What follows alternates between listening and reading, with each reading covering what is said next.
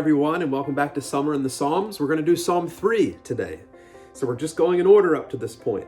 It says this, "O Lord, how my adversaries have increased. Many are rising against me, many are saying of my soul, there's no deliverance for him in God. But you, O Lord, are a shield about me, my glory, and the one who lifts my head. I was crying to the Lord with my voice, and he answered me from his holy mountain. I lay down and slept. I awoke, for the Lord sustains me. I will not be afraid of 10,000s of people who have set themselves against me around me. Arise, O Lord, save me, my God, for you have smitten all my enemies on the cheek, and you have shattered the teeth of the wicked.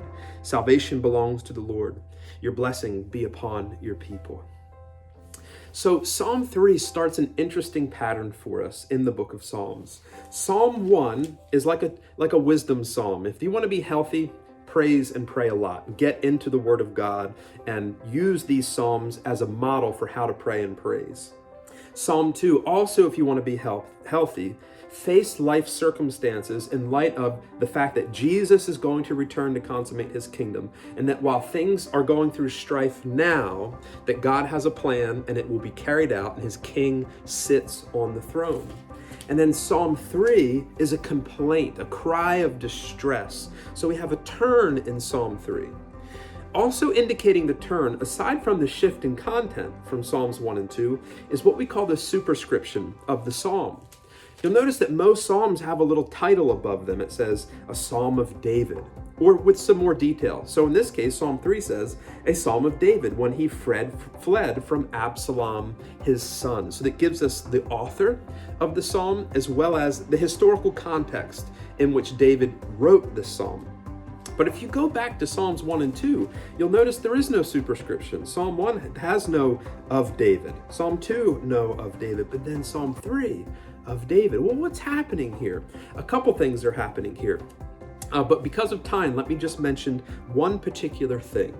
Psalm 1 just says, "Blessed is the man." Well, who is that man? Well, of course, we can identify with this person, and that's maybe a better a word to use here, the person whose delight is on the law of the Torah. There's just this open-ended, the person. Well, who is this person? We can certainly identify with them as ones who can also be immersed in the Torah, the instruction of God in prayer and praise.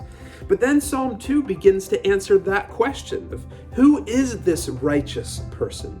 Well, this righteous person, according to Psalm 2, which also has no superscription, is God's anointed, his son, his king. And we said before that the New Testament says that that's Jesus. But remember, before Jesus, prefiguring Jesus, was David.